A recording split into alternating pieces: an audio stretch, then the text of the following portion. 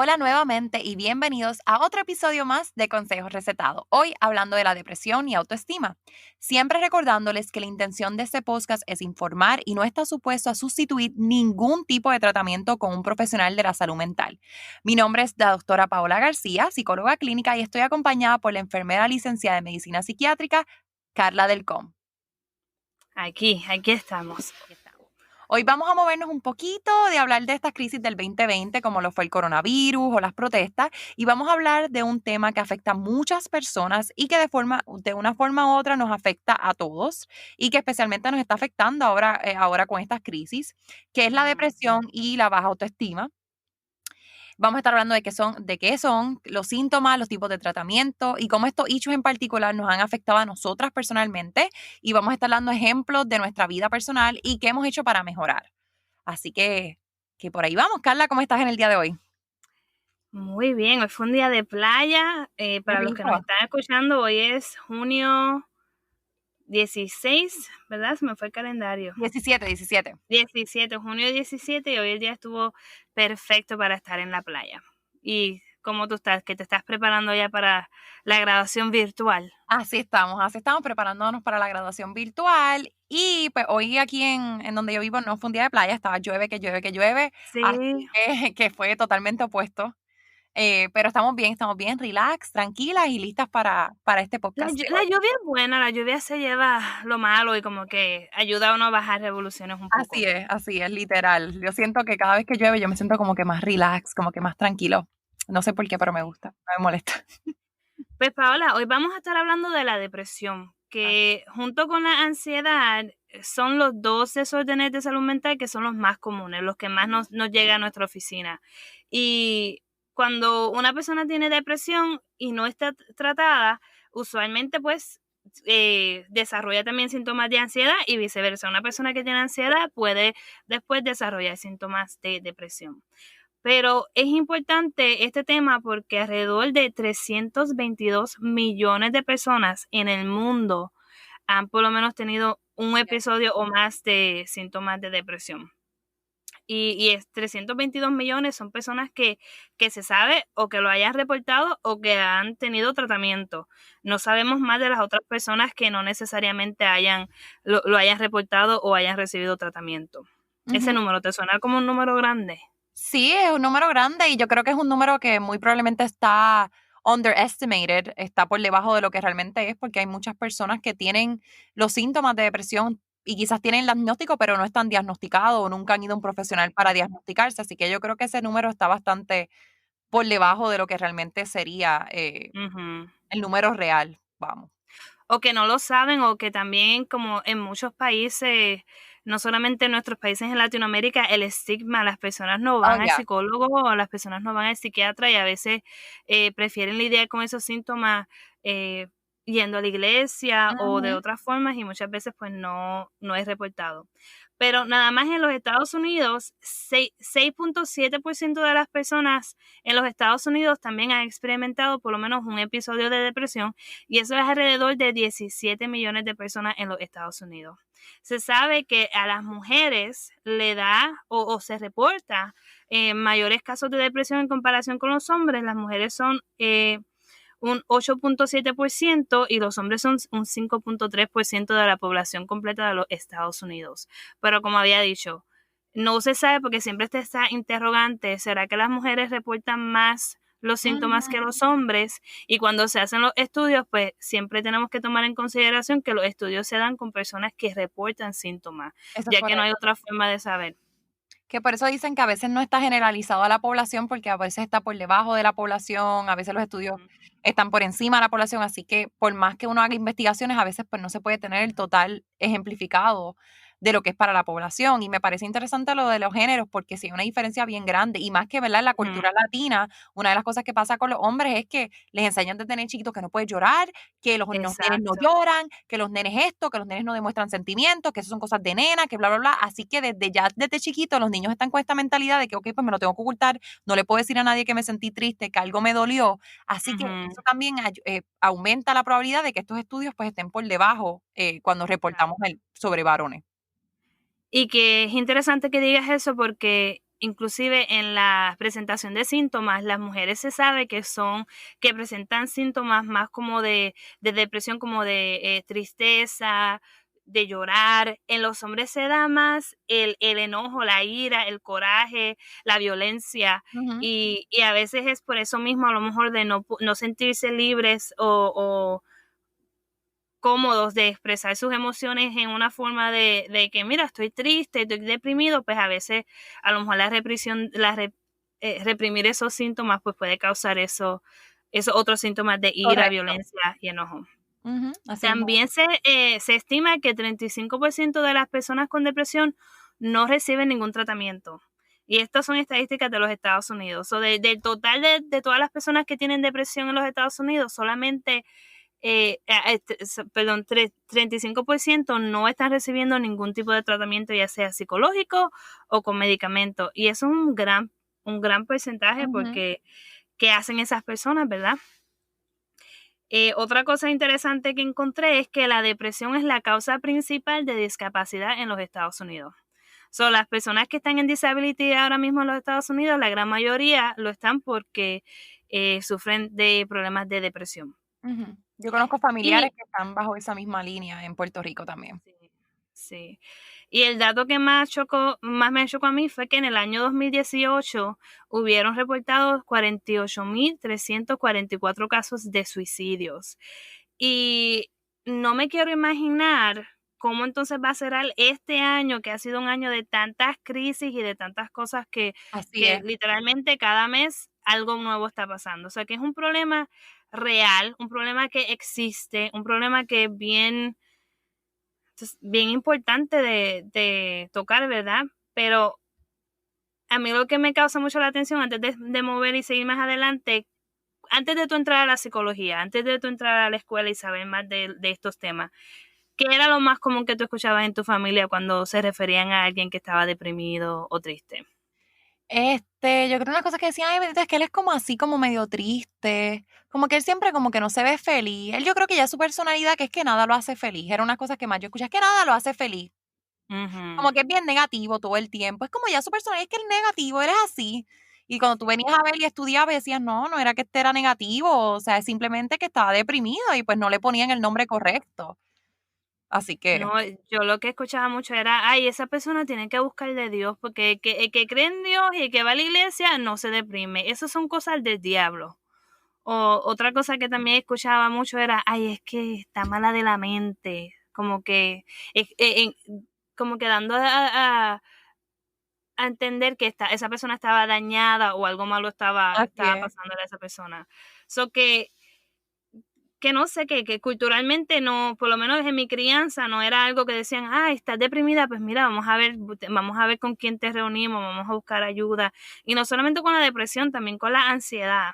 Ujú, Y, y lo que hoy sabemos, hoy por hoy, es que la depresión no discrimina la raza, no correcto. discrimina tu estatus social, tu nivel de educación, no discrimina tu género, si eres hombre o mujer, y es algo que sí, definitivamente es algo que tenemos que discutir. Y algo interesante también es que no discrimina tu religión tampoco, o sea, si eres o no eres cristiano, si eres ateo o eres cristiano, crees en Dios, no crees en Dios, o sea, eso no tiene que ver, tú puedes también experimentar tristeza y puedes experimentar síntomas de depresión independientemente, tengas tu fe en Dios o no la tengas. Así que eso es un punto que a mí me gusta siempre aclarar, porque muchas personas cuando vienen a mi oficina que son cristianos me dicen: "Pero es que yo no debería estar triste porque yo conozco de Dios". Y yo le digo: "Es que no son cosas mutuamente, entrelazadas, no son exclu o sea, Exacto. puedes experimentar los síntomas y creer en Dios. Eso no tiene que ver una cosa con la otra, porque todos lo hemos experimentado y podemos tener la fe que cada cual tenga, ¿verdad? Y como quiere experimentar tristeza y experimentar ansiedad, es normal, somos seres humanos". Ujú. Y que la depresión no es algo, como habíamos hablado en el otro episodio, que tú puedes apagar el switch, como que Correcto. hoy me voy a sentir feliz, déjame prenderlo, déjame salir a caminar, que también esa es otra cosa que he escuchado. Ay, no, tú lo que tienes que hacer es levantarte, hacer ejercicio, vete a caminar y ya tú vas a ver cómo se te quitan esas cosas. Y en realidad no es así, porque son síntomas no solamente psicológicos, son síntomas físicos también. Ujú. Pero para entonces entender un poquito más de lo que es la depresión, tenemos que hablar entonces qué son los factores de riesgo. O sea, qué puede hacer una persona más susceptible a padecer de estos síntomas. Pues cuando hablamos de síntomas de depresión tenemos que considerar la genética. Ujú, Eso básicamente lo que quiere decir genética es que si alguien de tu familia, especialmente tu papá o tu mamá, o lo que nosotros llamamos a first class relative o ujú, familiares de primera clase, que estamos hablando de tus papás, tu mamá, tus hermanos, tus abuelitos, les ha dado depresión en algún momento, te hace más susceptible a padecer depresión, igual que si has experimentado una pérdida temprana en tu vida, por ejemplo, la pérdida de tu abuelito, la pérdida de tu mamá, de un ser amado, eso también te hace más vulnerable a la depresión si no puedes superar el duelo. Y es ujú. importante aclarar con el duelo que el duelo es individual. No hay un tiempo para que se termine el duelo, ¿verdad? Pero si ya van muchos años y todavía estás con el duelo, pues entonces sí, sí nos da lo que nosotros llamamos un momento de alarma, una banderita roja, pero no quiere decir que si la persona se murió hace 6 meses y todavía tú estés pasando un proceso de duelo, estás mal o estás deprimido. Quizás es que te está dando un poquito de lo que nosotros llamamos un trastorno de ajuste y te está haciendo difícil ajustarte a la pérdida de ese Ujú. familiar, pero hay que tener eso bien claro porque sí hay una línea bien finita a veces entre lo que es el duelo y la depresión, así que eso es que estarlo bien pendiente. Y que no es solamente la muerte de una persona que ya no esté físicamente con nosotros, sino también, un divorcio o haber Correcto. terminado una relación significativa o hasta una amistad que fuera bien importante para la Ujú. persona. El no tener ese contacto, pues, casi la persona lo procesa como si fuera una muerte también. Así es, una pérdida significativa. Ujú, También el conflicto o estrés continuo. Ahora mismo, por ejemplo, tomando en consideración las crisis que están pasando constantemente, toda la semana estamos en una crisis o un estrés diferente, que si el coronavirus, que si las medidas, que si van a abrir la fase 1, 2, 3, que ujú.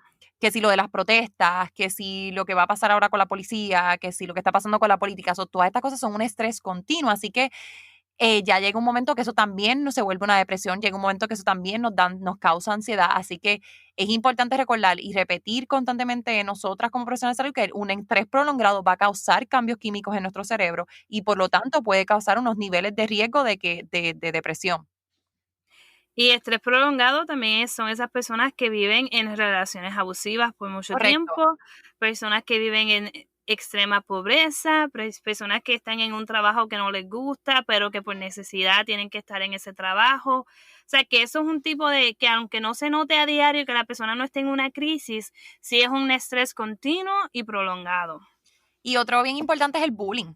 A veces muchas Sí. personas me dicen, porque pues yo veo muchos niños, una de las cosas que los papás me dicen, pero es que los niños no pasan tanto trabajo, simplemente lo molestan en la escuela. Y yo no, es que el problema es que lo simplificamos demasiado. A veces no es simplemente lo molestan en la escuela, es que es continuamente, como habíamos hablado del estrés, un bullying continuo, un abuso continuo, unas palabras continuas, tú eres feo, tú eres gordo, tú eres esto, tú eres lo otro, constantemente todos los días, 5 días a la semana, más ahora con las redes sociales, en las redes sociales también cuando vas a tu casa, 24 horas, sí. 24 horas en un niño que todavía no tiene la capacidad de expresar sus emociones, que todavía no maneja sus emociones adecuadamente. Hello, mi gente, claro que van a padecer depresión y ansiedad. Es normal y es esperado debido al bullying y ya más ahorita le damos ejemplos de eso, pero sí, sí va a pasar definitivo. Claro, y que son esas edades donde ellos están desarrollando su personalidad y quiénes son, y que eso le afecta la autoestima, y baja autoestima, o como vamos a mencionar un poco más adelante, es uno de los síntomas de depresión. Ujú, correcto. Pero otra de los factores de riesgo, pues, puede incluir también dolor crónico, Ujú. el tener alguna discapacidad, el tener alguna lesión o cosas que te impidan a ti, sentirte bien contigo mismo. Que La también eso es un tema que vamos a hablar, más adelante. Ajá, Paola. La vejez también es bien importante mencionarlo. El cambio de vida de una persona que antes era completamente independiente, ahora depender de sus hijos, de tener que un hogar de ancianos, de tener achaques, como dice mi abuelo, de tener 20 achaques. Eso también pues te causa depresión y te causa ansiedad porque no puedes hacer lo que antes hacías. Así que ese cambio en la vejez es bien significativo también. Sí, porque les cambia, la calidad de vida, la habilidad de moverse, de no depender en los demás. Eso que definitivamente la vejez es otro factor de riesgo. También, al igual que personas que ya tienen historial de ya tener ansiedad o tener otros tipos de desórdenes, como lo es el déficit de atención, que afecta Ujú. la habilidad de las personas concentrarse. En particular, eso afecta la autoestima también. Y otra de las cosas que tenemos que considerar que no siempre se habla son algunos medicamentos. Hay Yes. algunos medicamentos que se utilizan para tratar afecciones del corazón o la presión, que pueden tener como efectos secundarios, alterar el estado de ánimo. Así es. Y me Y parece hay uno en particular. ¿Cómo? Me parece chévere que lo menciones porque creo que es algo que no se habla mucho y las personas dicen: "Ay, como que me siento raro desde que empecé a tomar los medicamentos", y no, y a lo mejor las personas no saben que eso es un efecto secundario. ¿Qué tú ibas a decir ahora? Que ibas a aclarar algo y yo No, eso mismo, que yo tengo por lo menos 3 pacientes que yo tengo, que he tratado, que ellos han estado en tratamiento para dejar de fumar con un medicamento que se llama Chantix. Ujú. Y esos 3 pacientes en particular han desarrollado síntomas de ansiedad, pero extrema, después de haber empezado ese medicamento. Y eso no está necesariamente listado como un efecto secundario, pero Oh, sí guau. está como cambios en el estado de ánimo, y pues se puede dar a entender que puede ser depresión o ansiedad, pero en esos 3 casos en particular es bien interesante que yo me he dado cuenta, y como parte de mi assessment yo siempre les pregunto qué medicamentos han tomado, y como parte de la historial de cuando empezó los síntomas, pues yo siempre aclaro ahí durante ese periodo qué fue lo que pasó. Empezaste un medicamento nuevo, tuviste una pérdida y cosas así. Guau, no sabía eso, eso es interesante saberlo porque personas oyentes que estén escuchando el podcast y ahora dicen: "Mira, yo estoy tomando este medicamento y mira, ahora puedo hablar con mi médico de cómo me estoy sintiendo, de qué estoy experimentando", así que me parece chévere que menciones el medicamento para eso. Pero también hay que aclarar que no es porque tú estás tomando ese medicamento significa que vas a desarrollar estos síntomas. Exactamente, La genética y tu cuerpo es bien único y bien particular a ti, so así que es. no hay que preocuparnos, pero sí es importante saber los efectos secundarios de los medicamentos, en especial si son medicamentos que pueden causar síntomas de depresión o ansiedad, y si ya usted ha tenido síntomas de depresión y ansiedad, porque lo hace usted más susceptible a tener estos síntomas en el futuro. So, Carla, también vamos ahora a hablar los tipos de depresión por encimita, ¿verdad? Si alguien más tiene dudas o preguntas sobre los tipos de depresión, nos puede después mandar un mensaje o preguntar, o podemos inclusive hacer un clip para explicarlos más a profundidad. Pero claro, Carla, habla un poquito más de los tipos de depresión. Pero antes de hablar de los tipos de depresión, hay que hablar un poquito de los síntomas específicos de depresión. Yes, I think that's Sí, better. sí que por poco. Eso es lo más importante, ¿verdad? Obviamente, cuando escuchamos depresión, pues obviamente a la gente le viene tristeza, pesadumbre, este síntoma de esa pesadez, de esa nube negra que le cae a uno encima. Pero no solamente es eso, también es fatiga, sentirse bien débil o como que no puede hacer nada, desganado. Personas también se sienten con dificultad para dormir, ya sea quedándose dormido o manteniéndose dormido. A veces las personas se levantan muy temprano, o dormir excesivamente, que no pueden levantarse y duermen 16 o 20 horas al Así día. es. Aumento en el apetito, que lo que le da es con comer mucho, que causa también aumento en el peso. A mí, eso me pasó a mí. Yo Ah, es comer con la comida. sí, que te vi como que haciendo, pero a mí, yo creo que esa es bien común, porque la comida, especialmente las azúcares, las personas que tienen depresión, les dan los cravings por las azúcares o cosas que tengan Así es. carbohidratos. Porque el azúcar va a tu cerebro y lo que hace es que te da este boost de energía que te da como ese sentimiento falso de felicidad y de satisfacción, que a las personas pues les hace sentir mejor, y sí, Ujú. les da con comer. O hay personas que simplemente se les quita el apetito y también pues se ve la pérdida de peso, en muchos casos excesiva.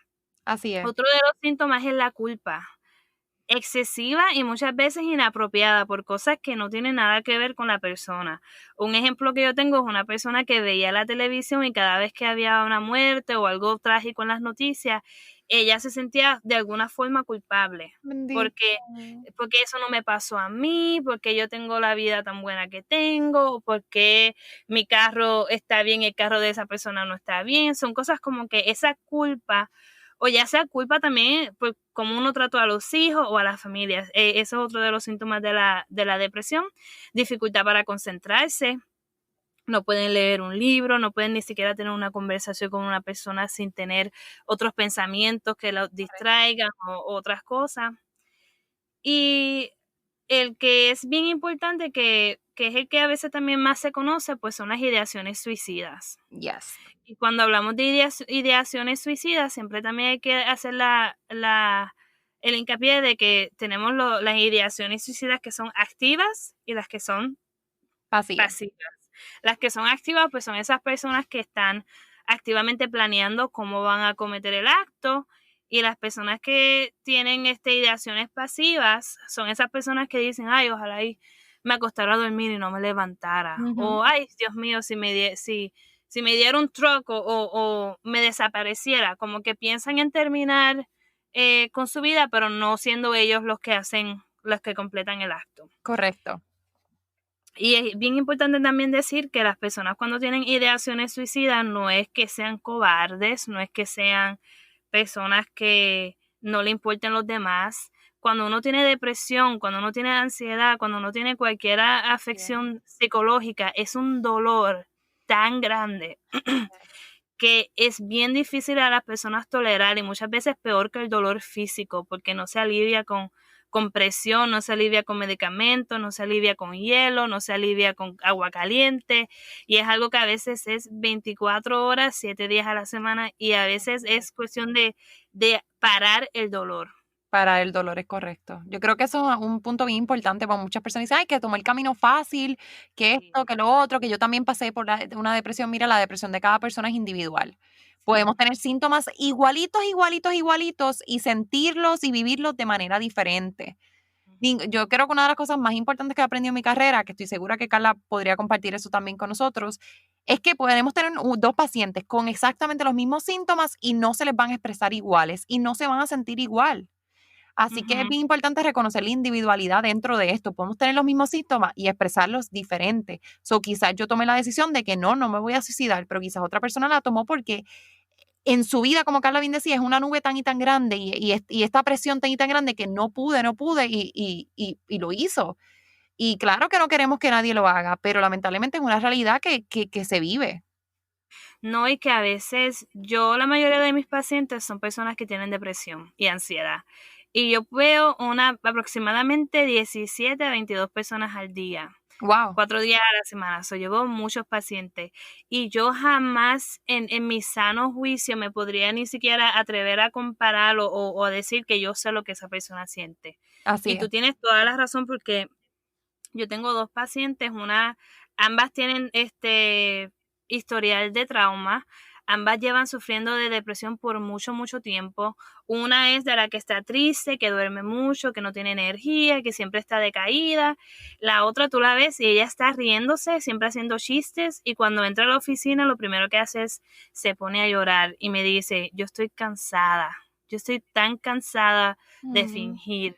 Me duelen los cachetes porque yo lo que hago es reírme todo el día para tratar de ocultar que yo estoy tan triste por dentro. Y las dos tienen igual las ideaciones suicidas pasivas y activas, que eso también cambia en cada momento. A mí me gusta mucho el dicho que a veces somos como el payaso, que reímos para no llorar. Yo creo que esa es la mejor manera de expresar a veces la depresión. Es así. Tú puedes tener una persona que se está riendo, como bien dice Carla, que está viviendo, que es una persona que... Mire el ejemplo de Robin Williams. Es uno de los mejores ejemplos, un actor que hacía reír a todo el mundo, que estaba en entrevistas y celebraba la vida y se suicidó. Así que nosotros nunca sabes lo que hay detrás de una mirada. Yo creo que eso es una de las cosas más poderosas que yo he aprendido en mi profesión es, tú no sabes lo que hay detrás de una sonrisa. Así que una persona te puede sonreír y estar sufriendo un sufrimiento que tú no puedes ni imaginarte. Así que es bien importante tener siempre eso en cuenta, que no porque una persona ría quiere decir que es la persona más feliz del mundo. Exacto. Y yo sé que muchas veces los mismos familiares de uno o las amistades cuando uno expresa, ay, yo estoy deprimida, yo estoy triste, ellos tratan de hacer lo que puedan para quitarte de ese estado de ánimo, porque ellos no quieren que tú estés así. Claro. Y a veces pues dicen comentarios como lo que ya habíamos mencionado anteriormente, pero muchas veces lo que las personas quieren es que los escuchen, que le validen sus sentimientos, no que cambies la situación, porque ellos saben que no puedes hacer nada para cambiarlo, simplemente siéntate, escucha y a lo mejor las preguntas de desde cuándo te sientes así, qué crees que te está causando que te sientas así, hay algo que yo pueda hacer para ayudarte y cosas así. Pero sí se entiende cuando algunos familiares pues le dicen a uno, claro. no, párate, ponte a hacer ejercicio, vamos a orar, ¿verdad? Que eso exacto. que hay que entender. Y algo bien importante de la depresión, según los teóricos, hablan de que la depresión es una cosa que le dicen que es como una pesadumbre aprendida, en el sentido de que la persona va a buscar cualquier cosa que tú le digas y te lo va a refutar negativamente. Por ejemplo, ay no, pero tú tienes esto en tu vida, no tienes por qué sentirte así porque mira lo que tú has logrado en tu vida. No, no, no, pero es que yo lo logré por otras personas, no por mí mismo. Así que ellos van a buscar cualquier cosita para básicamente prove their point, para probar su punto de que yo estoy mal, de que estoy deprimido y no hay nada que tú me puedas decir que me va a sacar de la depresión. Así que a veces a veces nos frustramos como familiares y decimos, pero es que yo le digo todo esto a esta persona y siempre está negativo y nunca me escucha y siempre busca una manera de refutarme. Mira, no, lo que pasa es que en su mente sus pensamientos están tan y tan llenos de dolor y tan llenos de tristeza y tan llenos de ansiedad y tan llenos de depresión que no pueden ver que todo lo positivo que tienen y buscan la manera de refutar y ver solamente lo negativo. Así que es bien normal que pase, sé que es frustrante, lo hemos vivido todos, pero también tenemos que entonces ahí entra lo que dice Carla, validar entonces el sentimiento, aunque no nos guste, porque ¿quién quiere validar sentimientos que, ¿verdad? Que hasta cierto punto la gente llama negativo, pero es importante porque son sentimientos y tienen valor. No, y que eso es el otro síntoma que yo iba a hablar, que es baja autoestima. Correcto. Hablamos baja autoestima, cambios en el sueño, cambios en el apetito, cambios en el estado de ánimo, de energía, de fatiga, niveles bajos de energía, ideaciones suicidas, culpa, y creo que esos son Creo que todos. los corrimos Obviamente lo más las principales. personas los experimentan de diferentes formas, pero si usted siente que tiene 5 o más de esos síntomas, Yes. pues por un periodo de más de 2 semanas, pues definitivamente tiene que hablar con alguien y ver cómo va a lidiar con eso. Definitivamente. Entonces, Y ahora, ahora sí los tipos de depresión. sí. Y es bien rápido porque es simplemente donde los podemos ver está, hay personas que sufren del trastorno bipolar, que cuando hablamos de bipolar es una persona que tiene los dos polos, el periodo de depresión y el periodo de mania, que es un estado ya elevado, muchas veces errático, que tienen mucha energía, que no duermen, y a lo mejor vamos a utilizar otro podcast, otro de los clips para hablar más de lo que es el trastorno bipolar, ya que la depresión que se presenta en el trastorno bipolar es diferente a lo que entonces conocemos como el Major Depressive Disorder, que en español es trastorno depresivo mayor, que ya es una depresión unipolar, que no es como la del trastorno bipolar. Otro tipo de depresión es la distimia o distimia, creo que se dice en español. Distimia, sí.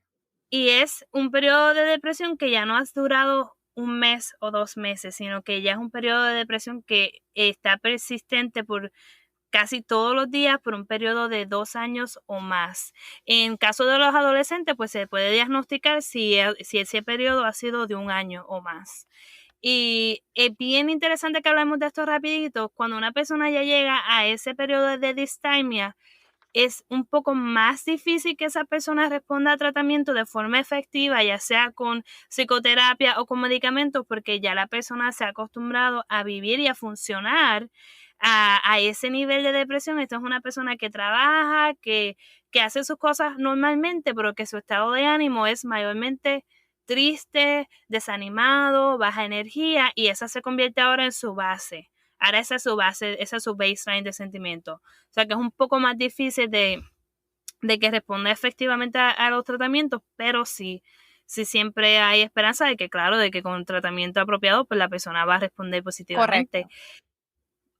El otro tipo de depresión es el trastorno disfórico premenstrual, que por sus siglas en inglés se le conoce por el PMDD, que este fue nuevo añadido en el DSM-5. Correcto, Y sí.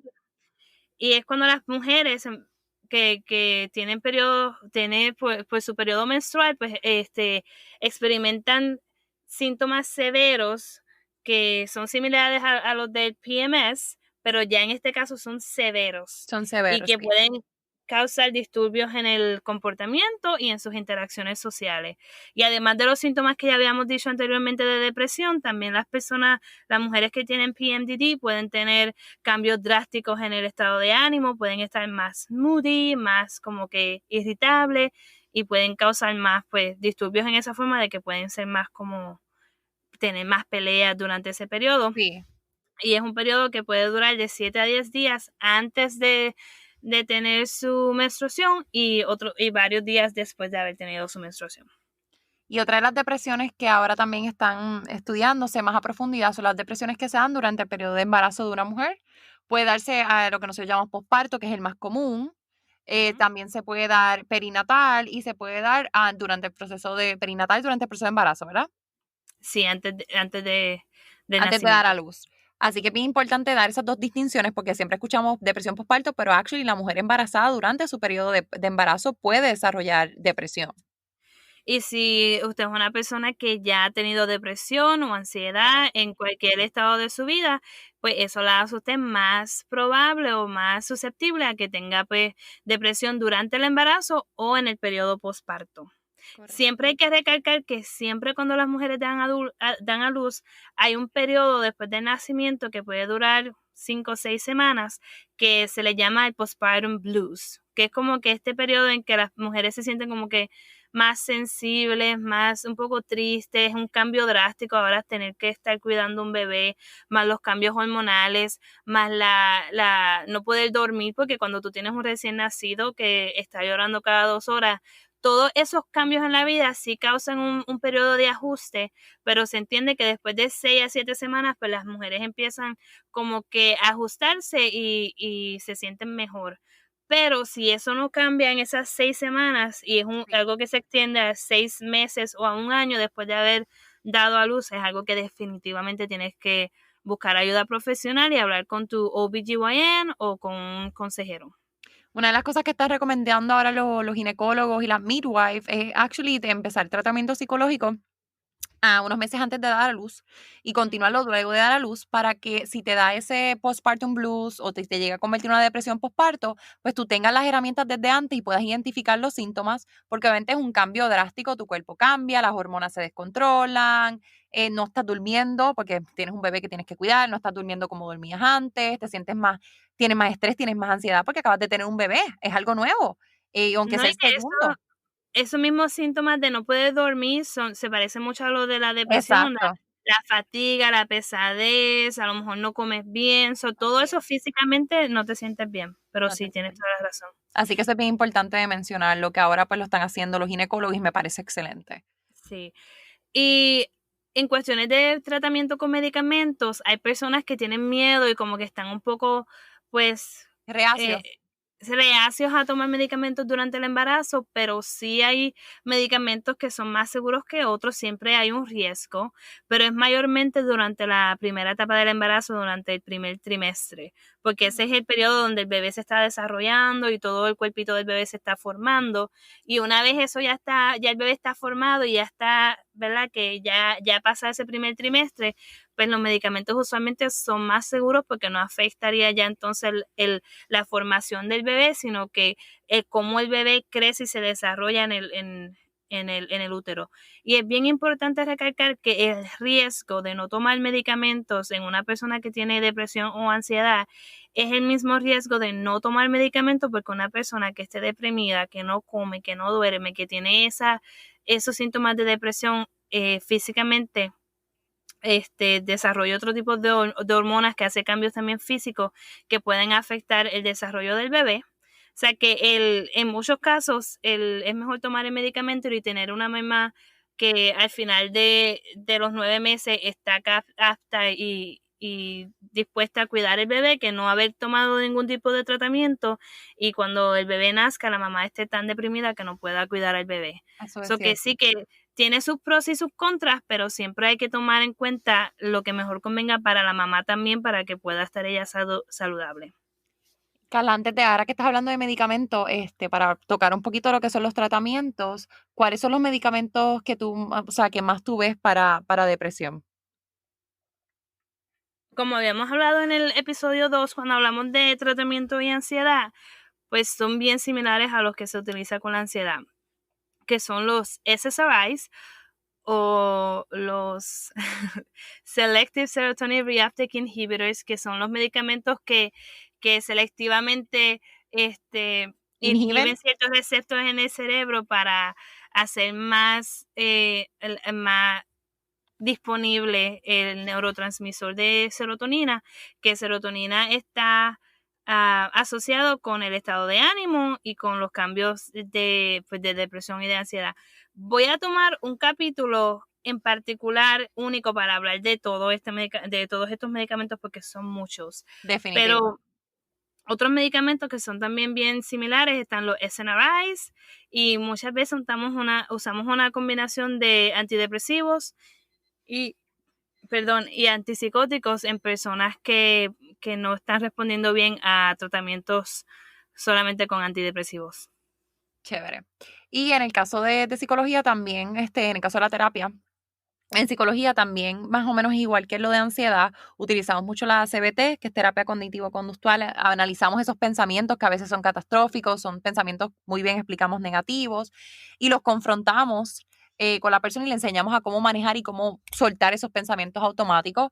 También nos gusta mucho la terapia interpersonal, que trata de ver esas relaciones de las personas actuales, cómo las personas las interpreta, cómo la persona se siente consigo mismo y tratar de explorar un poquito más lo que es la autoestima dentro de esa terapia. Esos son ejemplos, por lo menos, que a mí me gustan mucho cuando los utilizo en terapia. Tú mencionaste ahorita el ACT, que es Ujú. Acceptance Commitment Commitment therapy. Therapy. Y es un tipo de terapia que ayuda a las personas a aceptar su realidad, porque muchas Yeah. veces son cosas que no podemos cambiar y son cosas que si uno se queda en ese estado de pensamiento repetitivo de por qué no hice esto, de por qué aquello falló, de por qué mi matrimonio falló, son cosas que sí continúan causando síntomas de depresión. Sí, me gusta Pero mucho si con los uno, jóvenes.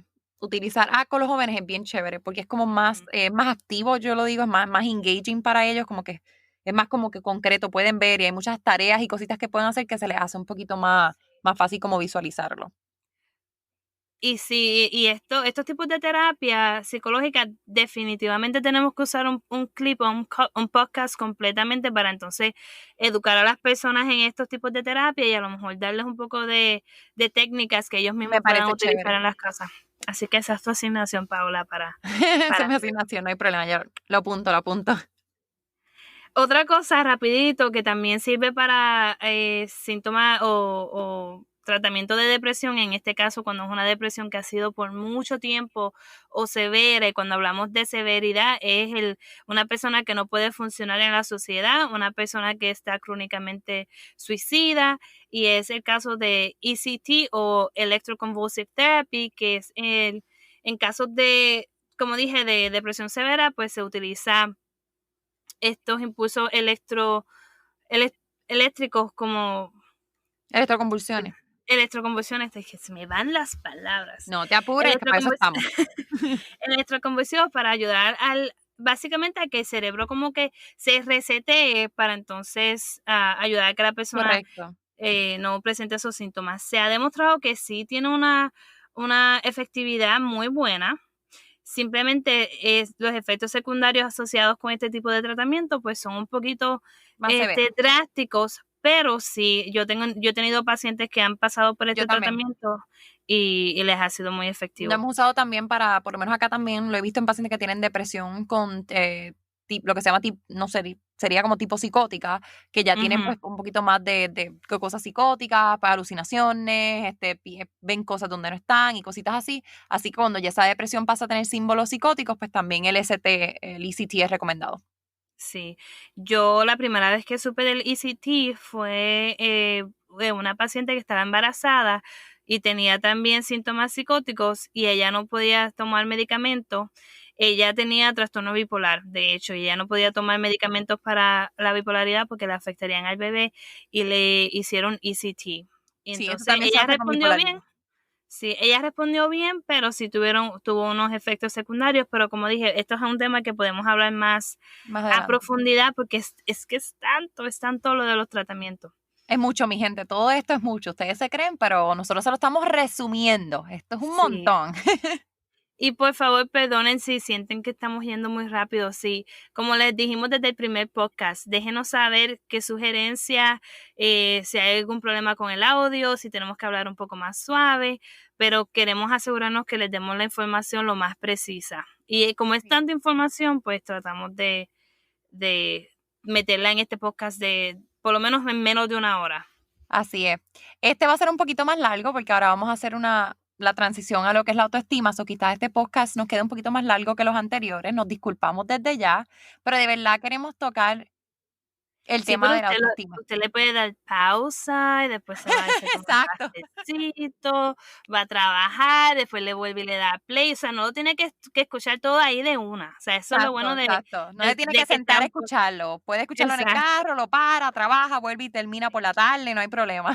exacto, exacto. Así que el autoestima, cuando hablamos de autoestima, lo definimos como ese aprecio o consideración que uno tiene de uno mismo. Y como parte de la depresión, muchas veces lo más que vamos a ver afectado es nuestro amor propio. Es eso que nosotros llamamos autoestima. Auto viene de nosotros mismos y estima viene del estigma o de la estima o del valor que nosotros nos damos a nosotros mismos. Sabemos que es importante tener una estima propia saludable, ya que le ayuda a la persona a ser más asertiva, ¿verdad? A poder tomar buenas decisiones, a ser una persona más segura, más honesta en sus relaciones interpersonales y relaciones consigo mismo. Tenemos más expectativas mucho más realistas, tenemos más habilidad para formar nuestro propio criterio, para poder juzgar a los demás, así que esa autoestima es bien significativa. La autoestima se empieza a desarrollar ya desde que eres un niño, Sí, desde que eres niño se empieza a desarrollar, eso es bien importante aclararlo, y algo que yo siempre digo a mis pacientes es que la autoestima es día a día. Lo sí. que me refiero con eso es que tú puedes tener una buena autoestima hoy y mañana pasa algo y tu autoestima bajó. A mí me gusta mucho usar el ejemplo de una balanza. Es como si tuvieras una balanza que tiene dos laditos, ¿verdad? Para que se vuelva totalmente balanceada. Y tienes la autoestima buena y la autoestima mala. Hay unos días que la autoestima van a estar así balanceadas totalmente en el mismo medio y van a haber días que una va a estar más arriba en el péndulo y una más abajo.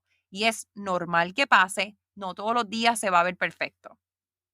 No, y que hablando con Dr. Zachary Delcom acerca de este tema, él me dice que en su experiencia como psicólogo, él se ha dado cuenta que el estado de ánimo tiene mucho que ver en cómo está tu autoestima. Y en esa Así balanza es. que tú estás hablando, muchas veces cuando uno está así como que decaído o que se siente triste, usualmente el autoestima también baja, como que todo, y ahí va la culpa y ahí va también lo que, ay, no hago nada bien, Ujú. todo soy una mediocre, todo lo hago mal.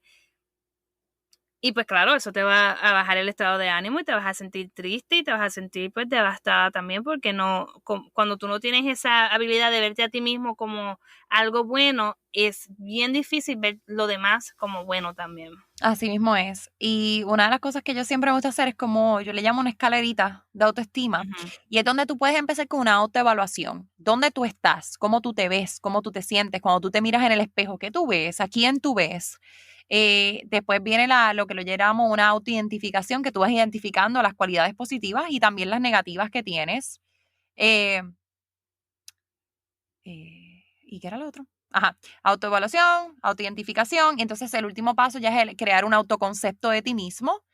Y es importante ver lo que otros piensan, pero también lo que tú piensas de ti mismo hasta llegar entonces a la autorrealización, que es cuando tú tienes esta autoestima balanceada. Y vuelvo y repito, un balance no quiere decir que todo el tiempo vas a estar, ¡Ave María! Piches en crimen y todo está súper cool. No, no, mi gente, créanme que no.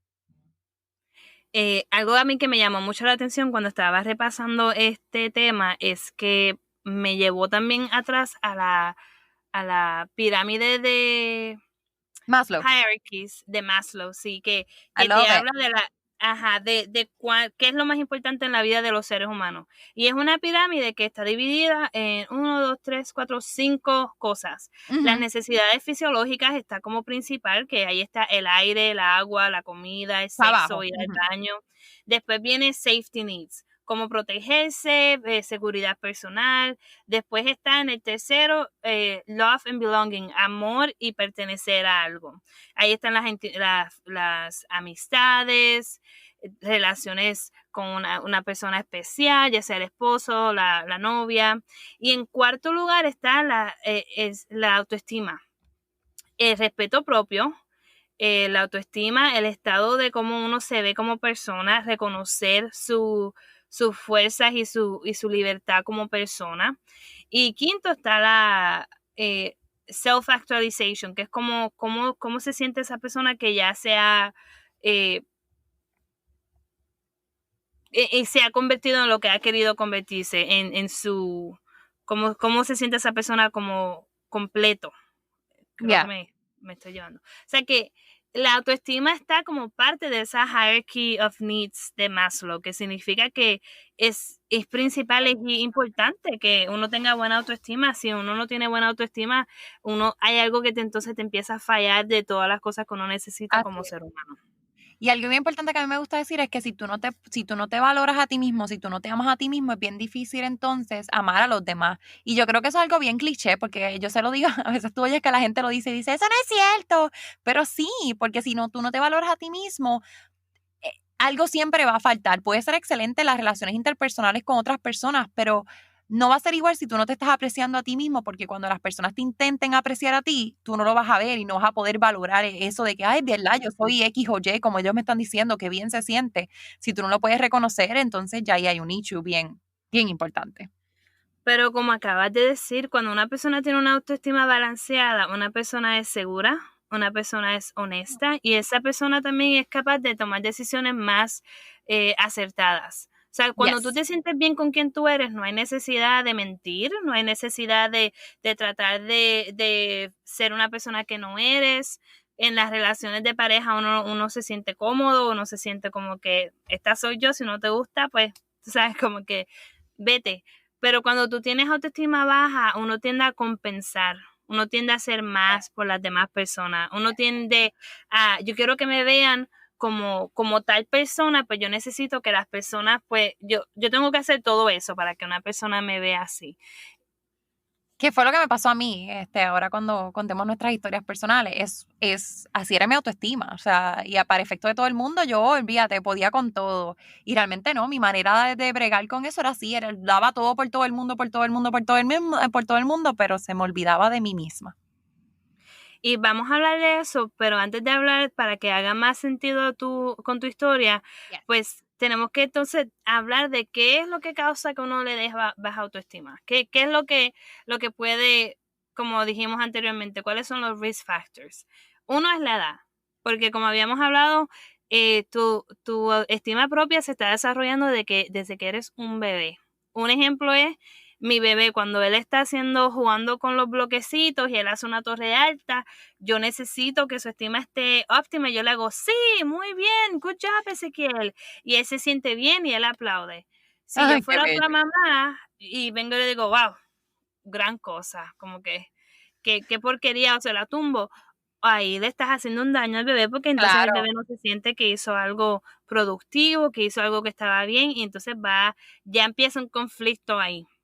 Ujú. Este, otra de las cosas es los pensamientos y las percepciones que uno tenga de uno mismo, que ahí va al caso que habías dicho anteriormente del bullying. Si tú eres una persona como yo en mi caso, que tenía mi pelo afro y en la escuela eso era dale que te pego, que si tienes el pelo malo, que si tienes el pelo afro, y es algo que se ve ahora con lo que estamos hablando del discrimen y del racismo en los Estados Unidos. Sí te hace una mella un poquito en tu autoestima porque es como que tienes entonces que cambiar algo que vino contigo naturalmente y uno se siente que vino de fábrica dañado o que uno no vino Defectuoso. perfecto.